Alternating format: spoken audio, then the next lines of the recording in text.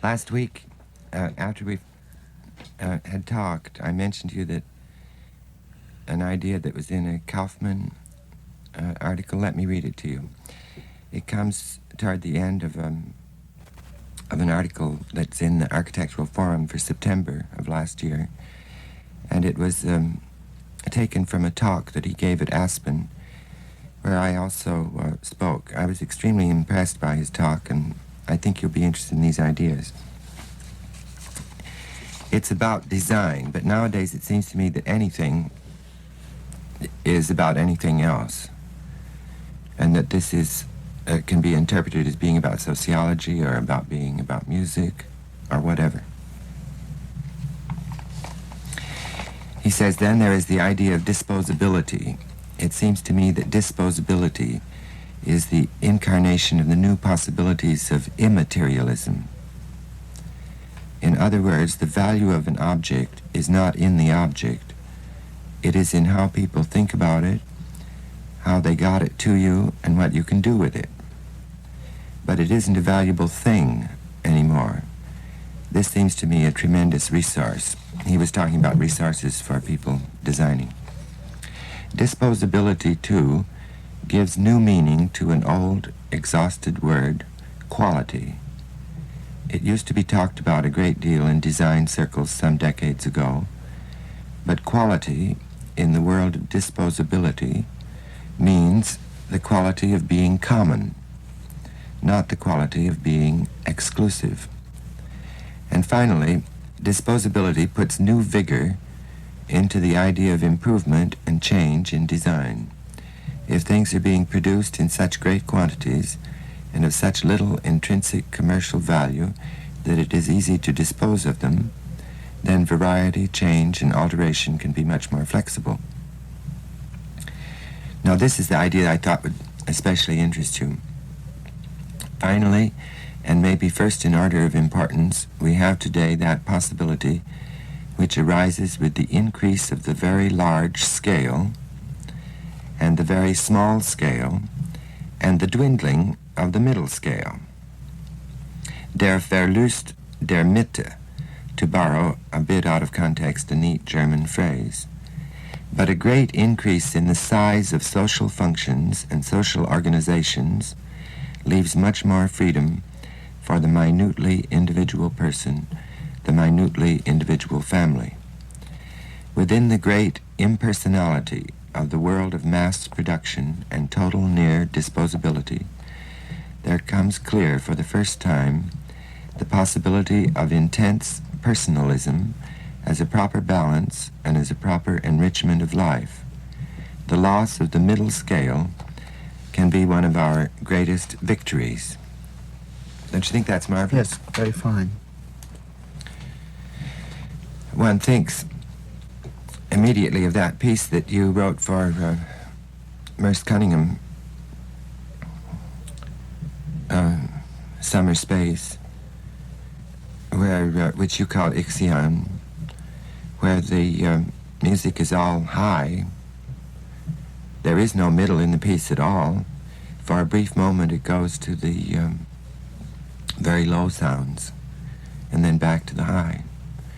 So that, in a sense, that piece, written almost 10 years ago, wasn't it? Yes.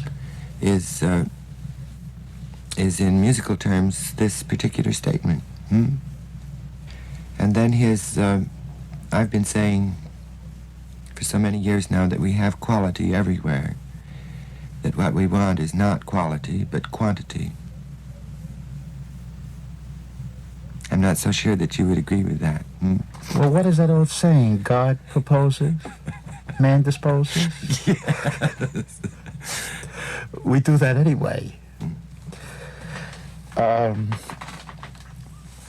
I never really saw art, in a sense, in terms of its permanence, because I, for one, could never pin it down. So I was never left the feeling with something very tangible or an object. Recently, I was at the Guggenheim, and in a new requisition, they have just an absolutely gorgeous Cézanne. He brings the picture plane so dangerously close to the eyes that you can't see it anyway. Yeah. It's almost as if you keep the experience, but you dispose of the painting. I think a lot of work in the past, at least psychologically, served that dual function. Rauschenberg, I mean, obviously, it's fixed for all time, but it spreads itself out into the room as well. And even a more conventional painter like Guston, the work seems to creep along the walls. Yes. You know, though obviously it's been done on a canvas.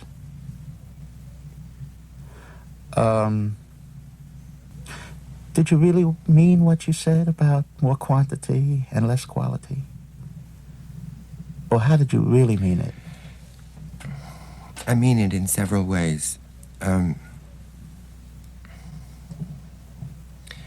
find that through our experience of painting and now music, that everything we experience has, so to speak, quality. So what we would like to do is have, to continue to have experience, in other words, quantity, to go on having more and more experience, since it all has quality. You follow that? Yes. Then in the other sense, I think our, well, remember how a piece was, in the days, for instance, when music was on 78 records, 3 minutes seemed like a long time. Then when LPs came in, 20 to 30 minutes seemed a perfectly reasonable length of time. And now through our concerts, you could have several hours and it wouldn't seem long. It could go on and on and on and on. And whether we want that quantity or whether, I think it corresponds with how we're living, in the sense of corresponding like something you don't even think about, like breathing. That our time sense has changed, but that it's involved more and more, not with short periods of time, but with ones that formerly used to be considered long, and so can be, you speak of the word quantity. I just saw a play of Gertrude Stein with incidental music by Richard Winslow up at Wesleyan University, and it was in 2 parts with an intermission in between. And when the performance stopped altogether, everyone remained in his seat. No one wanted to leave. They would have been perfectly happy had it gone on and on and on. Of course, this sense of going on and on and on was foreseen perhaps first, or among the first in recent times, by Gertrude Stein. Isn't it also implicit in Finnegan's Wake, with the fact that the book ends with its beginning, so that it's, so to speak, endless? Now, as far as the word quality goes, in either case of Stein or Joyce, you wouldn't really want to say page 267 is preferable to page 66. Well, John, I don't think that Joyce had to worry about quality. No, But in a sense, I think it's something in a sense... But through Joyce, through Stein, through modern painting, through our music and so forth, and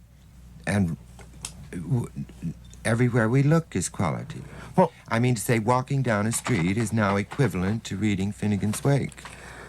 Well, I didn't want to use these terms, but what I'm really getting at, which I didn't feel that I would want to get at, was where do we come in? Who do you mean? The now? artist. Now, I wouldn't be hurt if you tell me Where that do we it's go all out? over. Where do we go out? Where do we go? Yeah. No, that's better. Where do we go out? Well, now let's see. Now, I'm not going to... I mean, We're in a sense, I'm very close to you. No, I'm extremely... no, but I'm we're- as close we're- to you as I'm sitting, No, but as we're- close to you as I'm here this No, but- afternoon. And so I would be the last one to say that I would prefer page 6 of A Certain Peace of Mind to page 8 or page 9. And I wouldn't say that page 9 makes the piece or give it its quality. I wouldn't even say that the overall structure or the compositional ideas give it its quality. But again, where do we leave? No, but what you said about the Cezanne just a moment ago, how did you put it? The picture was so... it was so close to you, Yes. that you didn't need it anymore. Now, if you didn't need it, you surely could... what's the position of Cezanne? I guess you still give him an essential position. Well, he made it possible for me to say I don't need it. Yes, he made it possible actually for you not to need him. Could you not now? Maybe it's the other way. Maybe I needed him more than I needed the picture. That may be the case. Now, we don't want to say where do we come in or where do we go out, because we would like, I think, to stay, to not leave, but to stay here now that we're here. I'm not ready to leave. Exactly. So the question is... It's like dying. the question is more, how do we spend our time, or do we require... what do we require in order to enjoy ourselves, in a social sense? Do we want to... We don't just want to enjoy ourselves alone, but we want to enjoy ourselves in society, right? With other people. Well, maybe we can enjoy ourselves alone. I was reading an article, not No. an article, but a remark of Sartre's. He's very annoyed with most men. He prefers the company of women. He said that if he's sitting in a cafe, the man wants to talk shop. He wants to be intellectual. He said that he could do alone. Well, a woman would talk about life. But our conversations, for instance, here, had we been having them, say, 50 years ago, we would probably have been talking about music. They would have been much shorter and had much quality. Yeah. Now we think, even if we're not talking about music, that somehow it has relevance to music. Crucial. Right. So it's no longer... it's a form of enjoyment, actually, to converse, I would say, on any subject. One might even describe, as I believe Mead did, civilization in terms of conversation. And he included soliloquy, that is to say, conversation as being possible, one person speaking to himself. I suppose it all boils down to this business of vested interest. I spend so much time getting rid of history that to dispose now I would have to get rid of my own history. When I was in England, I gave a lecture someplace, and a young man got up during the question period and he said, in reference to Mr. Cage's remark, is everything music, Mr. Feldman? And I thought for a moment, and I said, well, I can't speak for Mr. Cage, but maybe I might take the responsibility and add to the remark of his and say, yes, everything is music, but not everyone.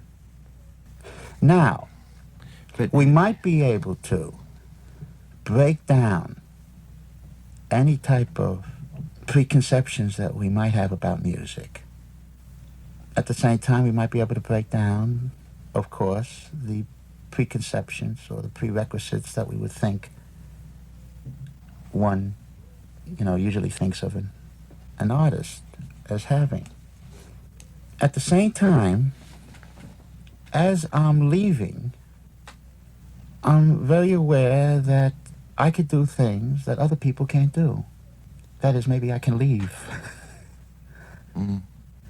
And it's not a question of my own survival or my own vested interest. But I think that there is a mistake in thinking, well, just as there was a mistake to think that with the old music or with the older painting, people dug it. People saw it for what it is. And I think that same mistake will happen again on these new times. Unless we reach a state where there is no longer that need for involvement with what we do. oh, The whole... It's amazing, John. It's just amazing how the whole idea of impermanence has even taken hold of, say, in the chic fashion world, where they would make expensive paper dresses in high style. Not that a woman would wear a very expensive permanent dress more than 2 or 3 times. It's something else. I'm not confused about the issue, but I really don't know how to approach it. I mean, we might bring something into the world. It is us that did it. The fact that it might be impermanent seems to be, I can't see its philosophical and sociological ramification. I would rather see it, in a sense, more in its religious element. I know that when I write a piece sometimes, I'm telling people, we're not going to be here very long. well, and the pieces of yours which, on graph paper, which change each time, Yes. are there only that instant. Yes, but the model repeats itself in each piece. But differently. Yes. As, for instance, in... certainly there's as much difference between each performance of one of those works as there is between all the mushrooms of a given species. They arise from a particular genetic situation, and each one is different, although they're recognizable. But what we enjoy now is those differences, don't you think? Or do you think you enjoy the non-existent or invisible thing from which these differences come? I don't really know from where they come. Well, in the case of your graph music, they come from the composition. Yes. Now, do you? The question is very simple. Do you prefer the composition, or do you like hearing the music? I like hearing the music. Of course. And you wouldn't really think, if someone made a serious mistake, that anything calamitous had taken place, any more than I would think if I saw a hybrid among 2 species of mushrooms, that something unforgivable had happened. I would rather be interested. The only difference is that if a serious mistake is made in my music by a performer, I attribute it to his character. I don't think you would attribute it to the character of the mushroom. No, but in the course of that divergence from your composition, Yes. something would happen which you would notice. Now the question is whether you would be able to notice it as being interesting, or whether you would not notice it because you were clinging to the composition. No, I would notice it as being interesting. I think so. It might even be part of this conversation that goes on endlessly, to which you would later reply with another composition.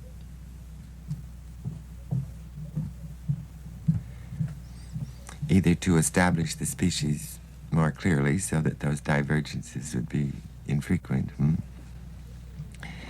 or to do something so that Be more frequent. divergences would increase. Yes, that's my newest piece. That's exactly the piece I'm writing now. This is since the, tell me what it is. It's a piece for orchestra called In Search of an Orchestration, where it is very loosely controlled in terms of register, in terms of the way the timbre lines up vertically, and it allows for great diversions. How does the notation go? It's graphic. With numbers? It's with numbers, But not high, middle, and low? not high, middle, and low. Just the numbers? Just the numbers. Occasionally I would have an arrow indicating either high or low, but very, very rarely. Isn't that marvelous? And it's for a very big orchestra.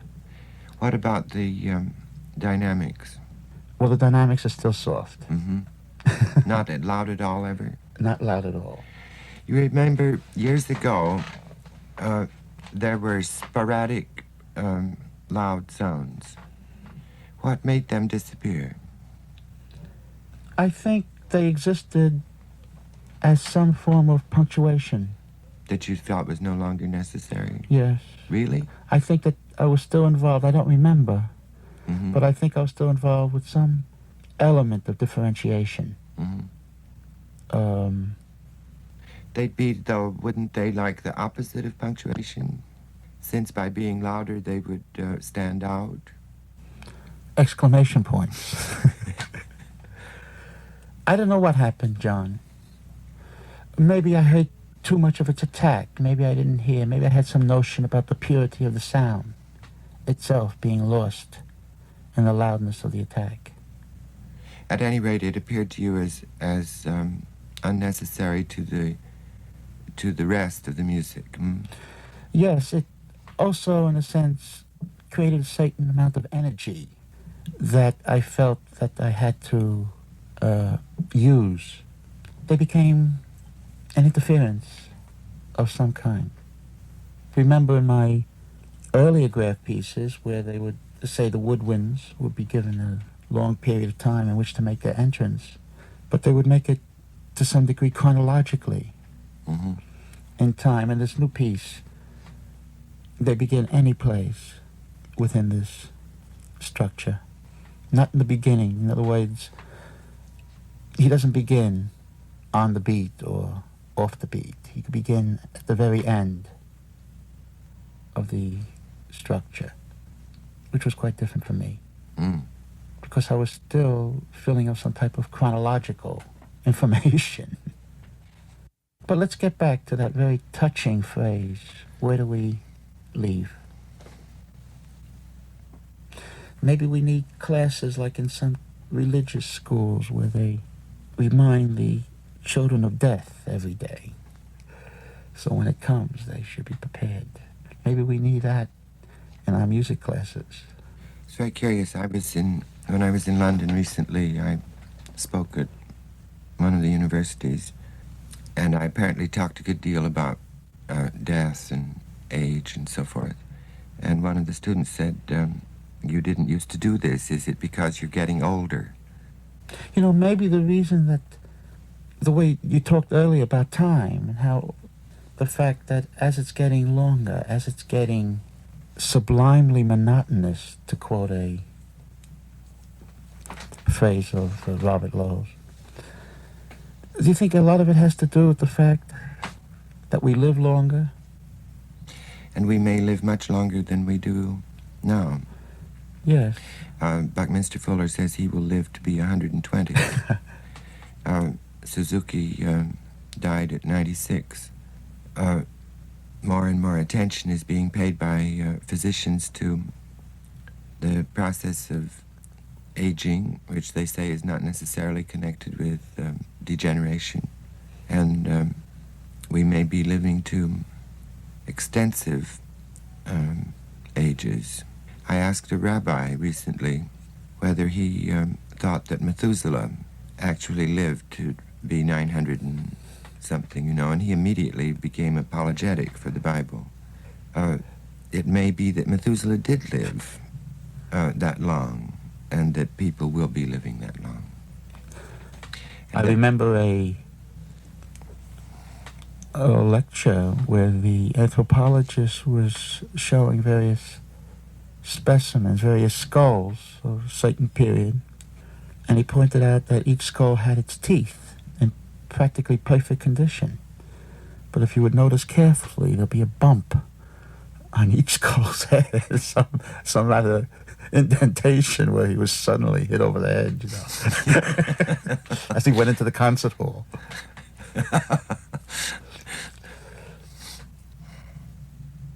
John, a drastic switch in mood and thought. Why do you think so many well-known composers in America are noticeably silent during this Vietnam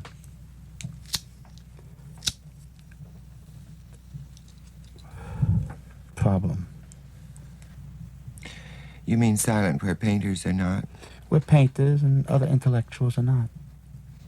Well, there are other things that distinguish music in general from the other arts, but in a university, for instance, where I think, by and large, among the art students, you would find a great interest in other fields than art. In the music school, you'll find the majority concerned with absolutely nothing but scales, harmonies, melodies, rhythms, etc. I think it's because well, you did say composers, but I think musicians in general are not so much involved with ideas as they are just with music. Not only ideas, but life itself. And then if that's the case, the sooner we leave it, the better off we'll be. Because that thought did come to me that as we were talking, it started to grow. And there seems to be something absolutely wrong with the hothouse, cloistered teaching of music in America. And that conservatism, I think, actually spread to every other important area of their life, and it's very noticeable today. But even the older people are just noticeably absent. This is emphasized, too, by much of the criticism, the program notes for concerts, so forth. I went to a concert just recently across the Ohio from Cincinnati in Kentucky, and it included L'Histoire du Soldat of Stravinsky and work from the 20s by Prokofiev. And the notes, the whole situation was as though you were, as though it were culture, as though it had absolutely nothing to do with anything but music. Not even to do with music now, referring now to the program notes, but those were just historical about the 20s, so that one was spending the evening touring at a comfortable distance from the present. And probably a comfortable distance from what really prompted the Histoire du Soldat. What do you think one should do now with reference to the war in Vietnam? Do you think, for instance, that parading with posters and so forth, or adding your name to an advertisement in the New York Times or a letter in the New York Times is an action that will accomplish the desire, which is to stop that war? I see so many names I know. And say European protests, I see practically no names I know. And the American protests, I was very impressed in an advertisement in the Times put out by a peace group from America getting names of prominent composers and artists, in Europe, to see, say, for example, Stockhausen's name, Benjamin Britten's name, and then Boulez's name and position was used very tellingly in the Algerian crisis. You mean, by tellingly, what do you mean? Did it accomplish something? It had its impact, ultimately. It helped. It added. My tendency is to think of these activities of protest and of parades and objections and all these things as being like critical actions rather than like composing actions. I know in my own case, and certainly in your case, that nothing that the critics said stopped me from composing. Now, it seems to me that the war is not going to be stopped by critical action, or if it is stopped, that it will be succeeded by another war, etc. I think something like a composing action needs to be made, rather than like a critical action, in order to bring about a world where these things to which we clearly and rightfully object will not take place. But wouldn't you agree? I concur with Buckminster Fuller's view that rather than objecting to war, we should apply ourselves to tripling the world's resources and their effective usefulness, and that means distribution and so forth, so that the world will not be divided as it is now between those who have and those who do not have. He believes that when that design problem is solved, that then, if war takes place, our objections will be rational and effective, as our objections now to slavery are, because through the invention of machines, we no longer have need of the muscles of slaves. But if we simply object to war without removing the cause for it, we can expect it to pop up first here, then there, then another place. I think, in fact, that engaging in critical action accumulates virtue for those who object and somehow relieves them of any sense of their having to do something compositional. Now, What's going to happen, for instance, when the next presidential election comes along? Talk with anyone you know about it. No one expects that a president will be suggested whom we will truly want, or whom we would think would produce a relation between the United States and the world that we would be agreeing with. Should we say immediately that we don't agree and that we will not agree ever? I've thought of a number of things. I've thought of renouncing citizenship as a gesture. Immediately someone says, well, you'd be more effective if you stay in this bad situation. But I truly don't see any effective meaning in critical action. And so what's going to happen is that you're going to have your disposal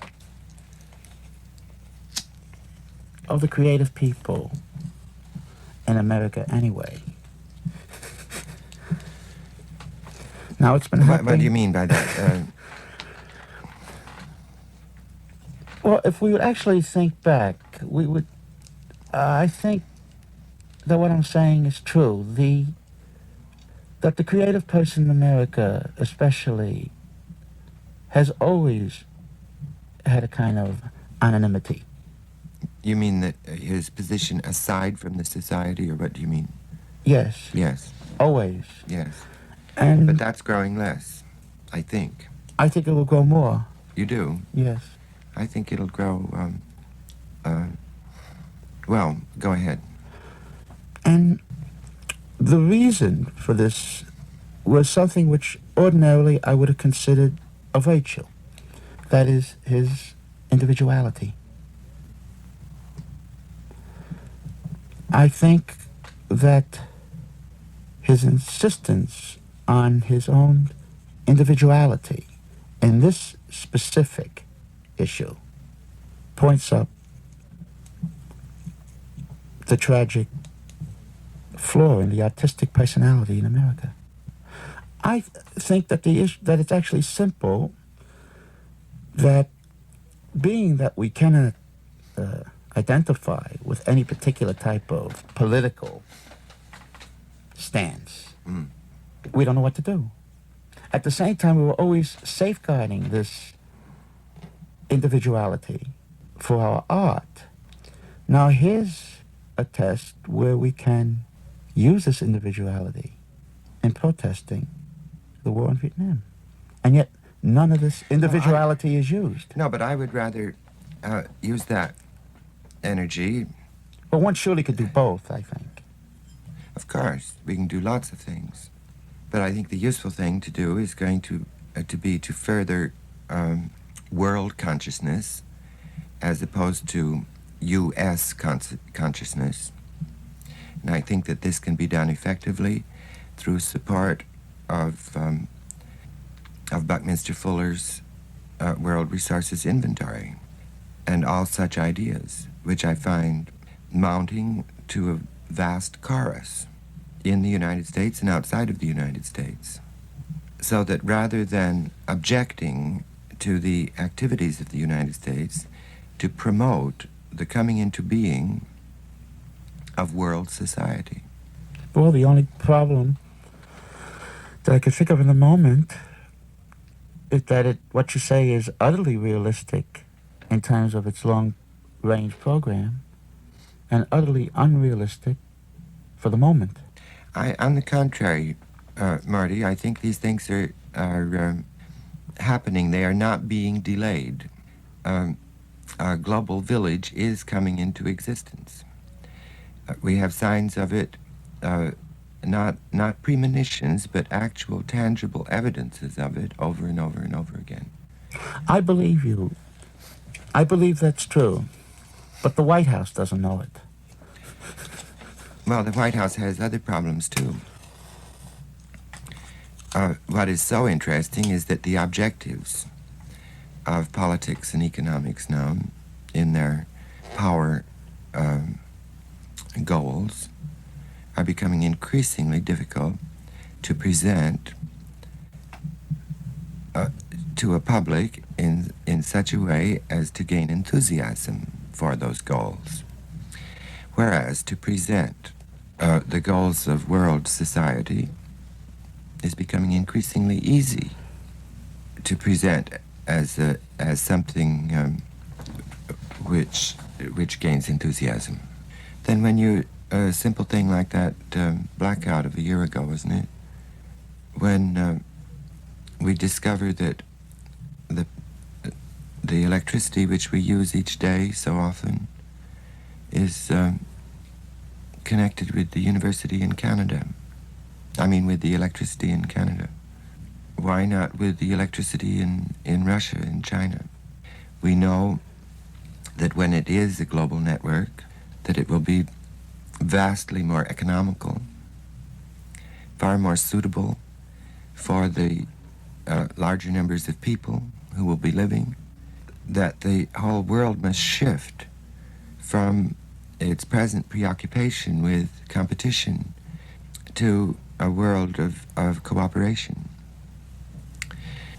And eventually, This is happening in the arts as well. Exactly, and that cooperation will be necessary even from a selfish point of view.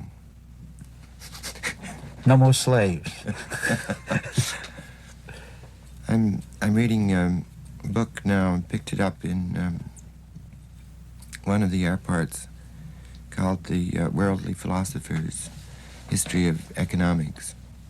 On the first pages you learn something which maybe ought not to have surprised me, but did, that the spending your life trying to gain something is a very recent modern way of spending one's life. That formerly one did things without being paid for them, simply because he was born into that situation. Very much as we've spent our lives with music.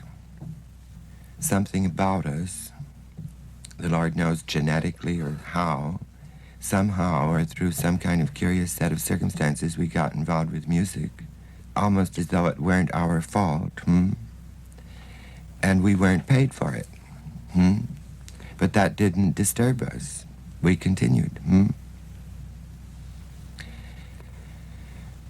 now it disturbs the young people, Well, the young composers. But that way of living, that way of doing what it was that one was doing, was characteristic of life in the Middle Ages. And apparently is going to become characteristic again. Whether the man who's writing that history of economics knows McLuhan or not, I don't know, but everything seems to have changed with the invention of printing. And you can talk on almost any subject and you find those ideas of McLuhan corroborated over and over again. And I heard, for instance, of great advances now in education, where a child just fiddling away on a typewriter has the typewriter speaking back to him, saying gently, try again, you made a mistake that time, So that you have a way of teaching which involves the ears and so forth, and which carries the child really back into a situation far more comparable to the Middle Ages than to all of the Renaissance education which we had. And this is more and more taken as a matter of course. You don't even have to know anything about music to believe these things.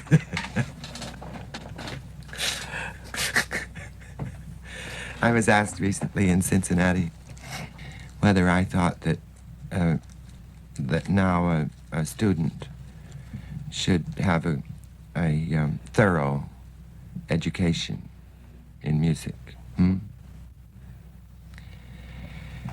So I simply said, well, if you were going to become an astronaut,